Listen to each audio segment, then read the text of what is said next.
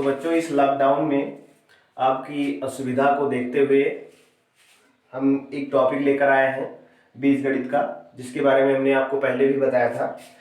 आपको पढ़ना है समीकरण, जो कि बीजगणित का एक बहुत ही इम्पोर्टेंट टॉपिक है। इसमें कक्षा 10 के सिलेबस में जो आपके यहाँ है वो दो चर में रैखिक समीकरण युग्म। इसमें लोअर सेक्शन में आप एक चर में रैखिक समीकरण भी पढ़ चुके हैं, द्विघात समीकरण भी थोड़ा बहुत आप पढ़े हैं। तो आइए हम आपको पढ़ाते हैं दो चर वाले रैखिक समीकरण युग्म के बारे में, जिसमें आप जानेंगे दो चर वाले रैखिक समीकरण युग्म को हल करने की विधियां। मतलब दो चर वाले रैखिक समीकरण अगर आपको दिए जाए तो उनको हल करने की क्या विधियां हैं, कैसे उनको आपको हल करना है। जिसमें से पहली विधि के रूप में है आलेखीय विधि व दूसरी विधि के रूप में है बीजगणितीय विधि। आलेखीय विधि आपको अगर पढ़ना है तो सबसे पहले बीजगणितीय विधि में से प्रतिस्थापन विधि को जानना है, क्योंकि प्रतिस्थापन विधि को जाने बिना हम आलेखीय विधि को नहीं पढ़ सकते हैं। तो इसीलिए सबसे पहले आपको बताया जाएगा बीजगणितीय विधि के बारे में। बीजगणितीय विधि में भी आपको तीन प्रकार की विधियां पढ़ना है, जिसमें आपका पहला है प्रतिस्थापन विधि, सब्स्टिट्यूशन मेथड, एंड दूसरा है विलोपन विधि, जिसमें एलिमिनेशन मेथड, और तीसरा है वज्र गुणन विधि यानी क्रॉस मल्टीप्लिकेशन मेथड। आते हैं पहले टॉपिक पर, प्रतिस्थापन विधि। क्या है प्रतिस्थापन विधि? नाम से स्पष्ट है, प्रतिस्थापित कर देना यानी उसकी जगह से हटा देना। इसका रूल क्या है? जिसमें पहले रूल में बताया गया है कि सर्वप्रथम हम दिए गए रैखिक समीकरण युग्मों में से किसी एक समीकरण के किसी एक चर को पक्षांतर करते हैं। यानी अगर हमको दो समीकरण दिए हैं तो उन दोनों समीकरणों में से किसी एक समीकरण के किसी एक चर को पक्षांतर करके दूसरे पक्ष में ले जाते हैं। और दूसरा रूल जो है वो है पुनः दूसरे चर के प्राप्त मान को, यानी अब चूंकि हम पक्षांतर कर चुके हैं तो एक चर का मान दूसरे चर के रूप में मिल चुका है, पुनः दूसरे चर के प्राप्त हुए मान को दूसरे समीकरण में रखकर उसे हल करते हैं।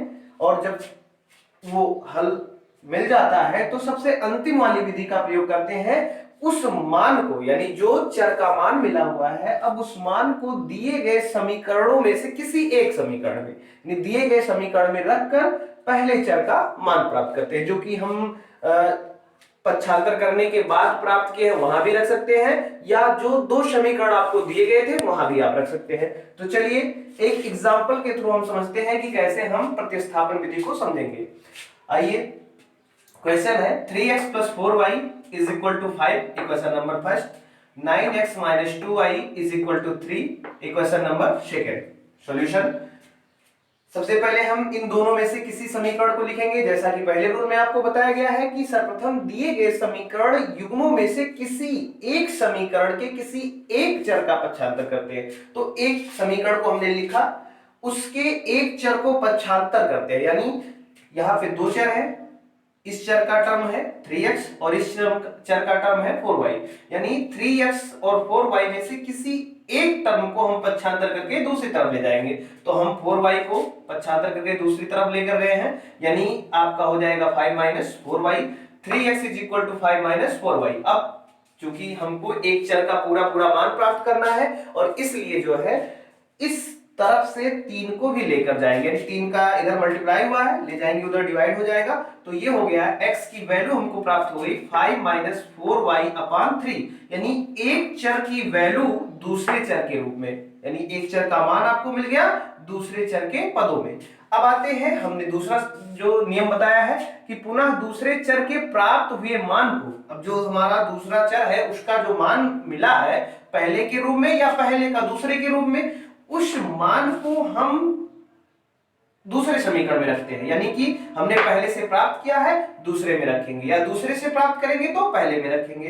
तो हमने पहले से प्राप्त किया है, इस x की वैल्यू को दूसरे वाले समीकरण में x की जगह पे रखेंगे, यानी 9x - 2y = 3। तो यहाँ x की वैल्यू हमको मिली है 5 - 4y/3। यहाँ पे हमने वैल्यू पुट अप किया और इस प्रकार से हमने इसको सॉल्व किया। इक्वेशन मिला 15 - 12y - 2y = 3 और इसको आगे हमने सॉल्व किया तो कुल मिला के y की वैल्यू हमको मिल गई -12/-14। सॉल्व करने पर y की वैल्यू 6/7 आ गई। ये आपको पहला आंसर मिल चुका है, जो कि ये बता रहा है कि दिए गए समीकरणों में जो दो चर थे उन चरों में से एक चर का मान आपको प्राप्त हो चुका है, उसका मान है 6/7। अब आते हैं तीसरा रूल क्या कहता है, अब उस मान को दिए गए समीकरण में रखकर पहले चर का मान प्राप्त करते हैं। बहुत ही आसान है, अगर आप रूल को फॉलो करेंगे तो आपको समझने में बिल्कुल भी समस्या नहीं आएगा। आप स्वयं को केवल इतना परफेक्ट रखिए कि हम जैसे क्लास में पढ़ते थे वैसे हम यहाँ पे पढ़ेंगे। अगर कोई चीज नहीं समझ में आ रहा है तो आप कमेंट करके आपके ग्रुप में या जो भी यूट्यूब वगैरह में भी आप कमेंट करके पूछ सकते हैं। तो आइए हम देखते हैं y का मान समीकरण किसी एक में रखेंगे, यानी जो हमने प्राप्त किया था वहां रखें तो ज्यादा बेहतर है। y का मान रख देंगे तो यहाँ y का मान 6/7 था, हमने यहाँ पे रखा और अंक गणितीय विधि से हमने इसको सॉल्व किया। आगे चलकर x की वैल्यू हमको 11/21 यानी 11/21 मिल गई। अब इस समीकरण को हम चेक करेंगे कि जो हमने सॉल्व किया है क्या ये हमारा समीकरण सही है अथवा नहीं। तो उत्तर की जांच करेंगे, यानी उत्तर की जांच के लिए जो दोनों चर के मान मिले हैं उन दोनों चर के मान को हम किसी समीकरण में रखेंगे। अगर दोनों समीकरण में रखकर आप चेक करते हैं तो बेहतर होगा, नहीं किसी एक समीकरण में आप रखेंगे और LHS और RHS की वैल्यू अगर इक्वल आ रही है, अतः हम जान जाएंगे कि हमारा जो इक्वेशन है हमने जो सॉल्व किया है, जो हमारा आंसर आया है वो क्या है, सत्य है।